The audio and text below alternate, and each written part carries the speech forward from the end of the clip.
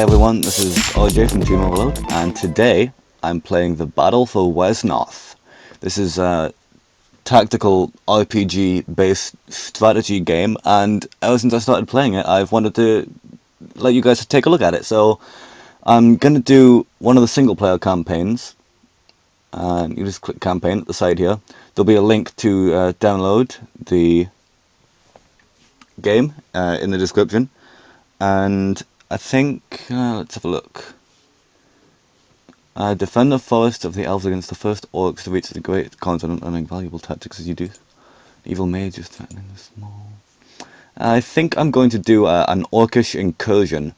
So, I'm just going to click OK down there, and let's have a look. I'm going to play on the easiest difficulty because I'm a massive scrub. You should all know this by now. You've watched me play Tekkit. Well, you should have. Please do. Okay, the arrival of humans and orcs caused turmoil among the nations of the great continent. Elves, previously in uneasy balance with dwarves and others, had for centuries fought nothing more than an occasional skirmish. They were to find themselves facing conflicts of a long-forgotten intensity. Their first encounter with the newcomers went less well than either side might have wished. But humans, though crude and brash, at least had in them a creative spark which elves could recognize as akin to their own nature. Orcs seemed completely alien. For some years after Haldric's people landed, orcs remained scarce more than a rumour to trouble the green fastnesses of the elves. That remained so until the day that an elvish noble of an ancient line, Erlornas by name, faced an enemy unlike any he had ever met before. The orcs were first sighted in the north marches of the great forest of Wesnoth. Defend the forest. There's a little red mark on the map here next to Wesnoth Forest, and that's kind of like an area where the battle is taking place. So just click next, and here we are. This is the battle screen. As you can see, it's arranged in hexagons. I have the grid enabled just because I like to be able to see what I'm doing. And here we go. So Lomorfel is the guy speaking here. My lord, a party of aliens has made camp to the north and lays waste to the forest. Our scouts believe it's a band of orcs. And Erlornas, I think this is the guy I'm playing as. Ooh, level 2, that's handy. 51 HP. Okay, orcs, it seems unlikely. The human king, Haldric, crushed them when they landed on these shores, and since then they've been no more than a bogey mothers use to scare the children. So it seemed, my lord. Yet there was a band of them in the north, cutting down healthy trees by the dozen, and making great fires from the wood. They trample the greensward into mud, and do not even bury their foul dung. I believe I can smell the stench even here. That's lovely. So the grim tales of them prove true. They must not be allowed to continue. We must banish this blight from our forests. I shall marshal the wardens and drive them off, and the council needs to hear of this. Take the message and return with reinforcements. There might be more of them. Yes, my lord. Okay, so you can see him wandering off. Okay, he'll defend the forest. Victory, defeat Urukha, which will be the leader of the other party, faction. And defeat occurs if Erlornas, that's me, dies, or if I run out of turns, and I have 24 turns. Elves can move quickly and safely among the trees. Pick off the enemy grunts with your archers from the safety of the forest. Okay, that's a good hint. So here we go. You can see up at the top here, I have my bar. And I have me here, Erlornas. And there's a little timer. Let me take a look around the map, just see what's going on. You can move around the map with moving the mouse to the side. But this is actually a fairly straight up and down map, so we'll just have to use the scroll wheel to look up and down. And this is the leader of the orcs. And so what I have to do is, well, I start here. And what I'm first going to start with is by recruiting some units to fight for me. And you right click on one of these tiles, while on a castle tile, as you can see up here it tells you what the tile is. You'll see that when I move on to one. A castle tile, and I have to be in the keep tile, and I right click on the castle and recruit. Here we go. So elves, I know, move easily in the forest. If you have an elf in a forest tile, there's only a 30% chance they'll be hit because of terrain defense. And grunts, orcish grunts, which are the thing that he's most likely to recruit, do not have a ranged attack, whereas elvish archers do. So what I'm going to do is I'm going to recruit a bunch of archers, and these cost money to recruit. You see my gold count up here, which I can't mouse over without moving up the map. So I'm just going to recruit a bunch of these guys, some archers, and they cost 17 gold each, and they also cost 1 gold per turn in upkeep. And you'll see above, I get my gold plus and minus count up there. And the other thing I'm going to recruit is a shaman, and I'll show you what she does pretty soon. But I can't move these units on the turn they're summoned, and so there's pretty much little else I can do. So I'm going to end my turn by clicking this button down here.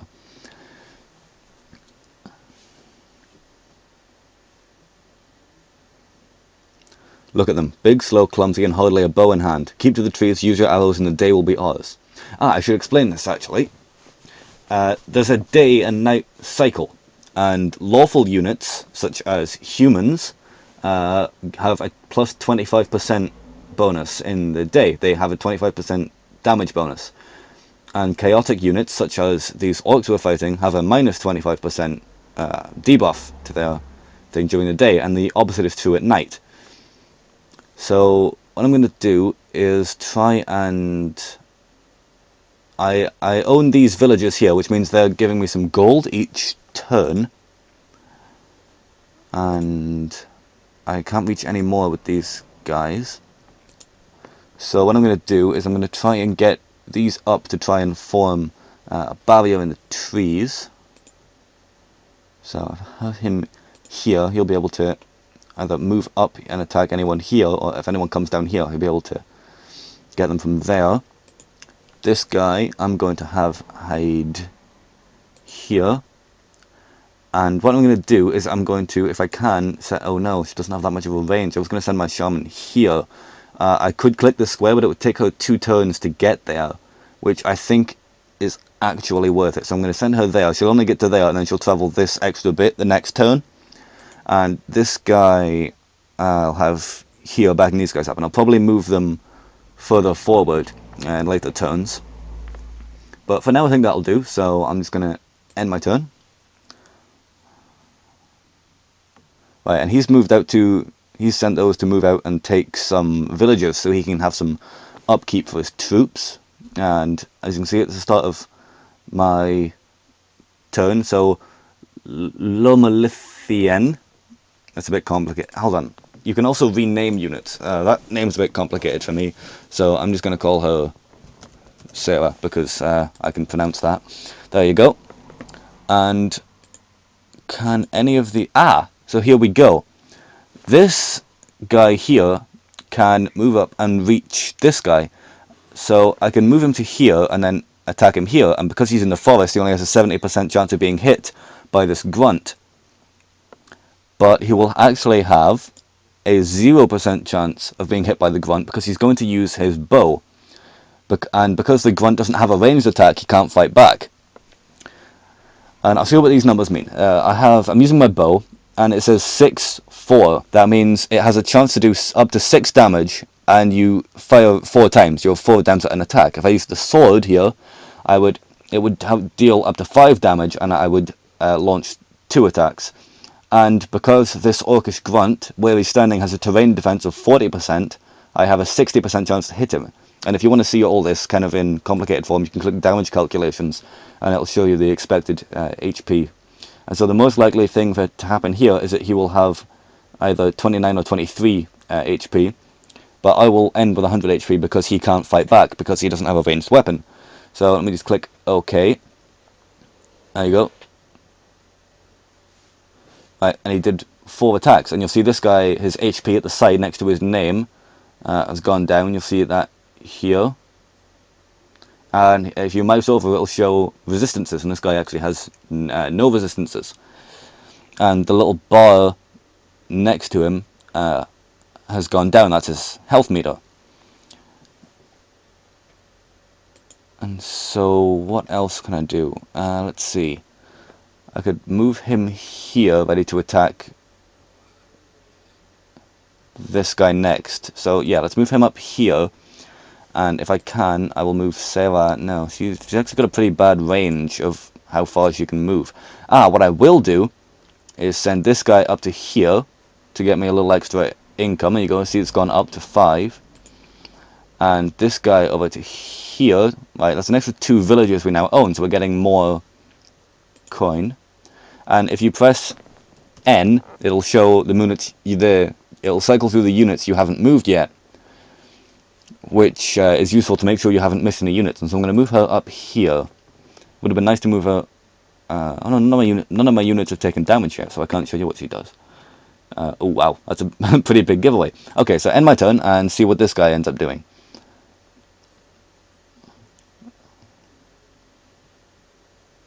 Ooh, this guy is oh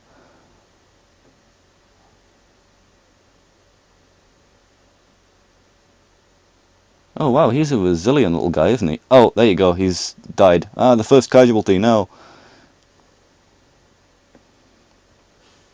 Okay, so it's now my turn. So what I'm going to do is I'm going to have... These guys are actually pretty low on health because, wow, the guy who was sitting here, he was pretty resilient. Okay, so I'm going to send this guy to attack here.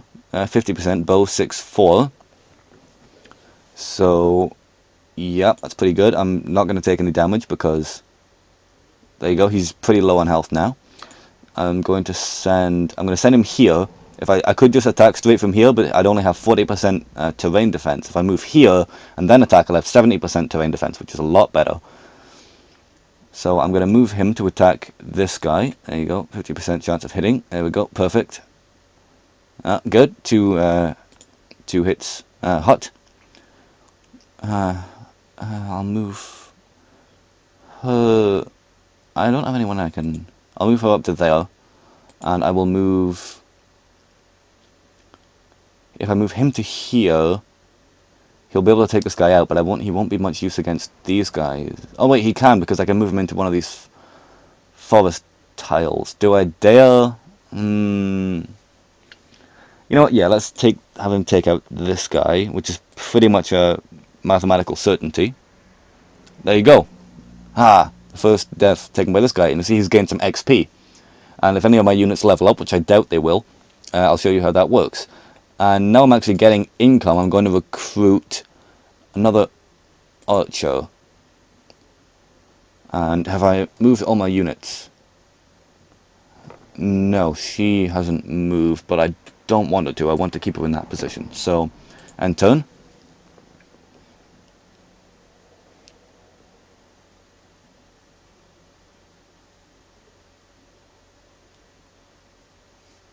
They're all moving to try and hit Sarah. I'm going to have to move her next turn.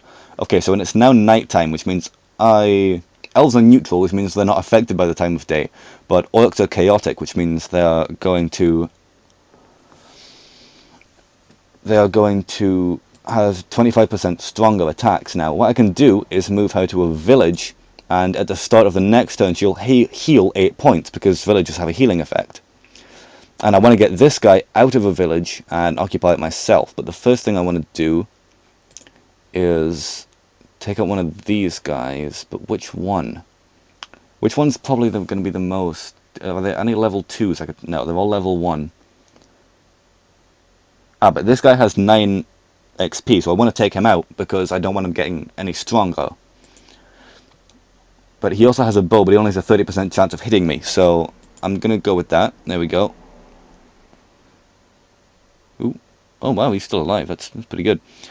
So let's have Cell attack Vert in this village using his bow. Oh, but he's pretty well protected because of the village. Might have to send another unit in to take him out. Ooh, 6 points of damage. Okay, 6 points of damage done. Move him there.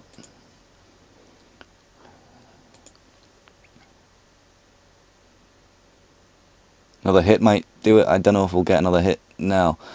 Okay, so is there anything else we can do? This guy is pretty strong. I doubt this. but the 4 of him could, but I can't move him now, so... Ah, my other archer, of course. Let's see. Where shall I move? I'll move him up to here, and then I can try and have him flank around the back and try and take out some of these guys, especially if this guy gets taken down. So that'll do. I want to keep her here because she'll heal next turn. I did move her there, so I'll go end turn. He does heal. He heals 8 points because he was in a village. You can see this guy getting excellent terrain defense from being in the forest there. I was the start of my turn, so she's healed another 8 points. And what I want to do is...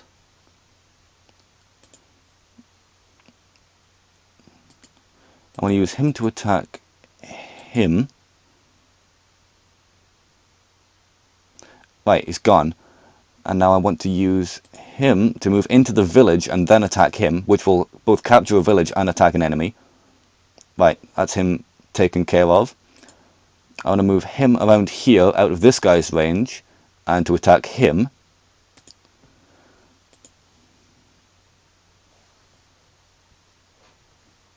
There we go, that's some damage done. And I want this guy to move into the trees and to try and save Sarah, because you want to protect your shamans. They're not very strong, but they are useful. And I'm also going to use her using the entangle ability, which slows them. And if she hits, I'll tell you, I'll be able to show you what it does, and if not, I'll just tell you. I've got 4 points of damage, and he's been slowed, which actually means he does less damage. And I think it means he can't move as far, but I'm not sure.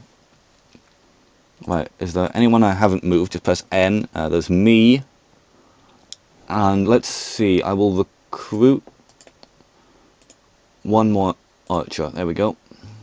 And end my turn.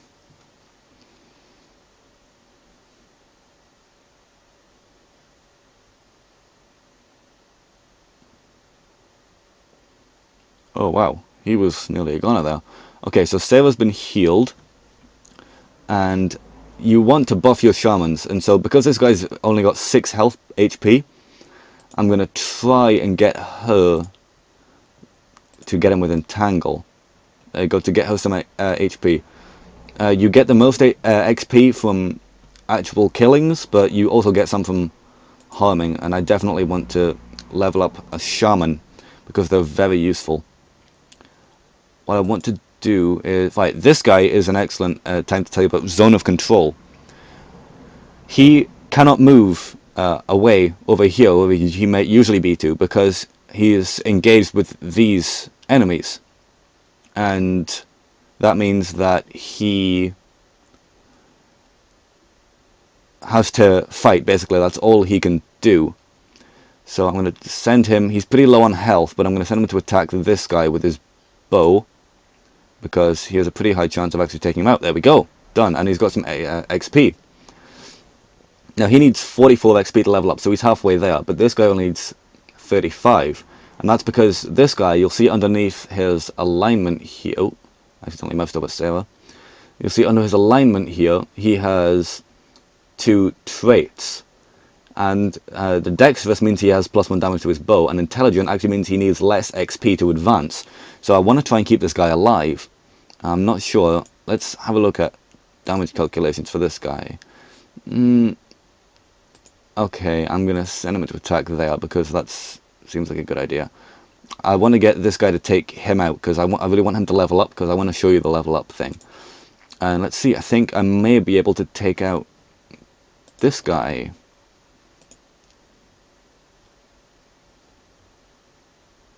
Close. Right, any units I haven't used on me. Oh yeah, my new archer. Right, let's select him, and I can't actually send him up to attack. But what I can do is send him up to try and protect the front. Or I could send him to... Is there any villages within... Are there any... No, there aren't villages that I can take within range. So I'm going to send him up here, and then he'll be able to provide some backup. And... end turn.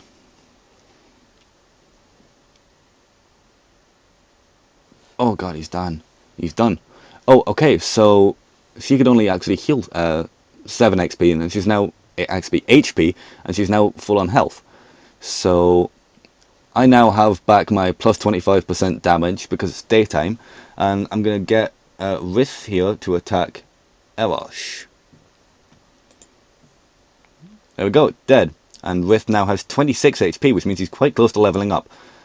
And so I can't move him because he's just attacked. Let's see, he has 0 XP out of 35 and he has 7 out of 44. So I think it's best to have that kill there. Alright, there we go. And he's now got 15 out of 44 XP. Leveling up your units is really a good idea. So I'm going to make these advance up because I want to take out him and eventually him. And what I'm going to do is recruit one more archer, and let's see, let's move these guys up. He's got a nice bit of cover there. He's already moved. She hasn't, so I'm going to send her here actually, and because this guy's taken some damage, I'll be able to show you what she does, which is really cool. And now I have an extra archer and a nice little band of heroes here. So I think I'm going to risk moving myself up, because you have to remember it's important to level yourself up as well, otherwise you won't actually make it through later attacks. And he has he has a really powerful sword and a magical attack, which is very good. And magical attacks always have a 70% chance to hit regardless of terrain defense, because magic. So end turn, let's see how this guy does. Okay, he sent an attack in there. There you go. And she used her power, which activates at the start of every turn if there's a damaged unit nearby, and healed Unadrion by 4 HP, which is why you really want to keep your shamans handy, because they're very good. Right, so where's the one we want to level up? That's here we go. Can Rith make it round to attack?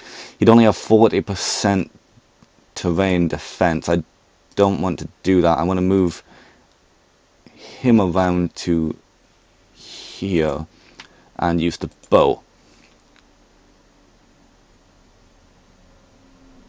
Okay, that's a nice bit of grinding. There we go, and he's also going to bow attack. Ooh, wow, hit on every one. That's good. Right, okay, he may have to risk being on bad... Oh no, using the bow. He won't be hit. I was almost worried there. No, he's dead, and he's gained some XP. I want to move him up to here. It's not really going to matter if he's not covered, because he's only got him, and he might recruit more, but I'll be able to get him into good cover by that point. And I want to move her to take that village, to get some extra income, which is always nice. And I'm going to move me out to here, which is a nice bit of cover. And that's all my units. So end turn. Right, he's moved out to... Oh, wow. Okay, so it's getting... it's dusk, which means no one has a bonus or a penalty. Hopefully I'll be able to take him out before he gets any decent hits in. Right, where's the guy I want to level up? Here he is, that's Rith. Ooh, he's low on HP. I want to retreat him to a village so he can heal next turn, but by that point it may not matter. Let's attack him first and see how it goes. See how goes it. Okay, so he's on about roughly half HP now. Oh, more actually. 40% terrain defense. Dare I risk it? Yeah, let's try. I have a 0% chance of being hit, so... Okay. Can I get 15 XP points on this? If I can, he might actually level up. I'm gonna risk it. Ooh, he's still alive. What to do? Okay, I think I want to get myself around here, and I'm going to give myself the killing blow, because I can... Oh, I'll show you a magical attack as well. Fairy Fire. Very cool. There you go. I've been bested, but the combat wasn't fair. 1,000 curses on you, withered coward. May you suffer. And when my master, Rualsha, finds you, may he wipe your people from the face of this earth. Ralsha. What if... Assemble a war party. We need to scout north. You have emerged victorious! Yay! Oh, I was actually really proud of my own tactics in that. That's probably the best scenario I've done in this game. That was... Wow, I'm quite happy with that. I guess being on camera really forced me to think about what I was doing.